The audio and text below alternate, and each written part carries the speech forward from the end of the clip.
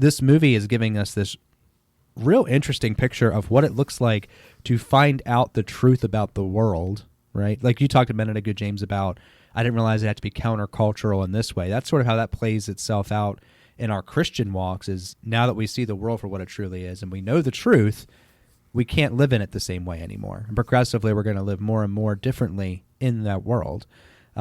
This movie really shows you, like, there's a harsh reality to knowing that truth that can be very painful, but it's still the truth. John 8 says the truth sets us free, right? So there is this peace of mind that comes with the truth, but there's also this suffering and hardship that comes with the truth in this film.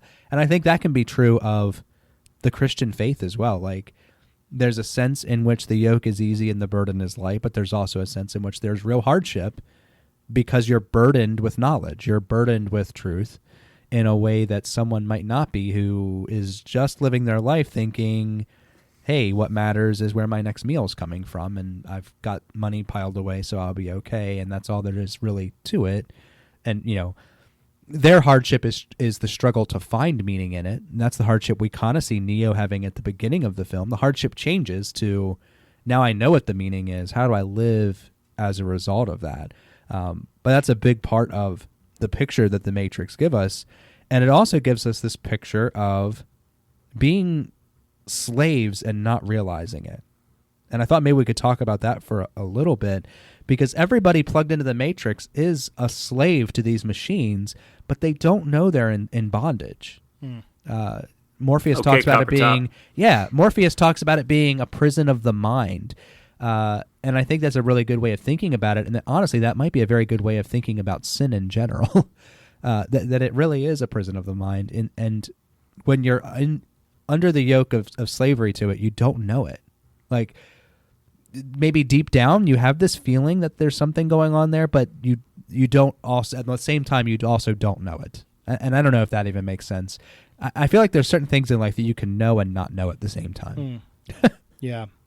No, absolutely. I think that there's a sense of it not being, right. And this is something you can talk even with non-believers about, even if you disagree on everything. You can say, look, you know that there is some standard of perfection, some aspect of yourself that you want to be improved, but you also know that you fall short of that, and that you can't do it on your own, right? I mean, and usually if you get people to acknowledge, people are willing to admit, I'm not perfect, and really when you say I'm not perfect, that means that there's a standard of perfection that I fall short of despite my best efforts, and that reflects our place in creation, our place in the fall, and then ultimately in the plan of redemption, hopefully. And so there's something about that I think is a really good starting point for sharing the gospel with people, and it just resonates deeply with the fact that we all want to be freed from that. I mean, but if you try and do it on your own, I mean, I forget if it was Ben Franklin who tried to find ways to perfect every aspect of his life. If only I could, cut this out or go to bed at a good time and just try and kind of muscle my way to perfection. I can be perfectly efficient and I can do everything like that. And who knows, I might even get to be president one day, or get to be on the $100 bill or something. But he fell short of that, and plenty of people have fallen short in trying to perfect themselves because we simply can't do it.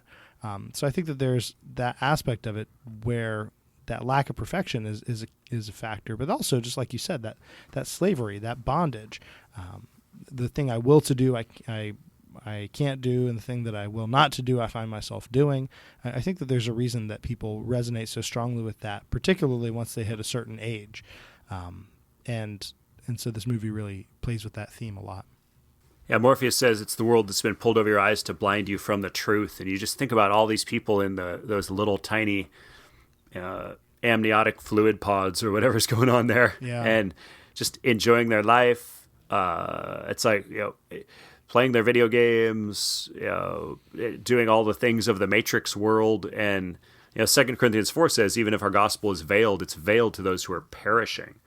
And it's just crazy to think, it says they've been blinded and they can't see the light of the gospel of the glory of Christ, who's the image of God. And it's like, think about those people never using their eyes in that space. It's like that's how I've been conditioned to understand that that's what sin was like. It's like, right, I'm enjoying all these things. Like, oh, it tastes good. It's like, no, it's killing you. You're slowly being drained and desiccated. Like, everything is ultimately being sucked out of you. But nothing about it feels like that, right? Everybody's with, like, there's the gal in the red dress, or there's or they're actually, although apparently they couldn't live their perfect life. They had to have this sort of idyllic 20th century age, and they think that they're enjoying the best that there is to offer, which actually part of them knows that it isn't. That's, Agent Smith speaks to that a bit later in the film, and they're just enjoying themselves to death, amusing themselves to death, as they're slowly withering. Well, their muscles have never even been used, so they're not even withering. They're already emaciated husks, practically zombies. Yeah, so that's heavy imagery. Just hearing you talk about that, but that is, like, to me, watching this film and hearing you talk about that, there's a spiritual reality to that is the case. There are people who have no idea about these things, and there is a sense in which they've never even been born, like, as far as to see the truth of what things are and how things are to be, and those sorts of things. But man, this movie is one of my favorites because of the picture it gives us, that these folks that are still plugged into the Matrix, right? Neo and company want to save these people. The whole point is to free humanity from this bondage. They're not the enemy, the people that are still plugged into the Matrix, and yet at any moment they can be the enemy because they're still a part of that system, and they can be used by the actual enemy to do us harm. And so you see the characters in the film, and it kind of gives us a shot to pause and think about this. How do you walk in a world like that, where your unbelieving coworker is not your enemy? As a matter of fact, he's a hostage of war. You'd like to see him saved.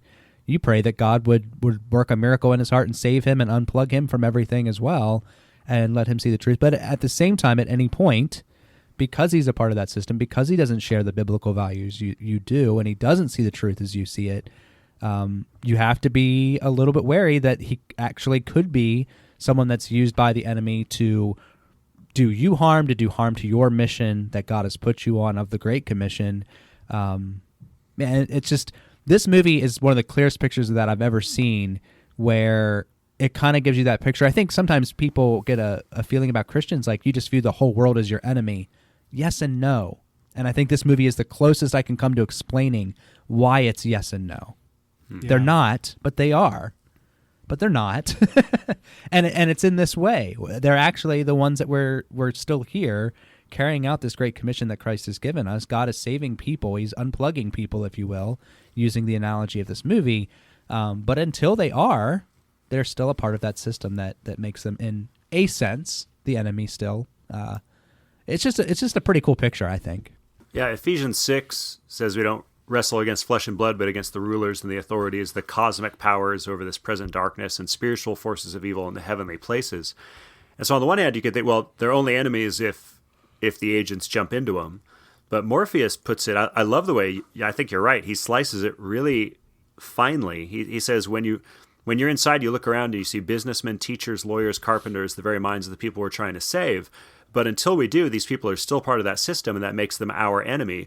You have to understand, most of these people are not ready to be unplugged, and many of them are so inured. I like the high vocabulary he uses there. So inured, so hopelessly dependent on the system that they will fight to protect it. It's like, oh, you're fighting against the thing that's killing you. Like that's so tragic. Like, you're fighting against me for the thing that is draining the life out of you, and you don't understand why I would have concern about that. And that really threads the needle on how you can use the term enemy, even if they're not being possessed by agents, or even if they're not being possessed. People do get influenced, I think, by spiritual oppression, and they get used by spiritual enemies in ways we probably don't even fully understand at times. But it's like, even in themselves, they'll fight to keep dying. And that it's like, we understand that sometimes in life, and even in culture, when we talk about alcoholics or things where people need tough love. But it's like, guys, this, according to the gospel, this is where we're all at, apart from the grace and belief and love and relationship with Jesus Christ. And and that's important. That's worth having a tussle, at least a sharp verbal conversation about.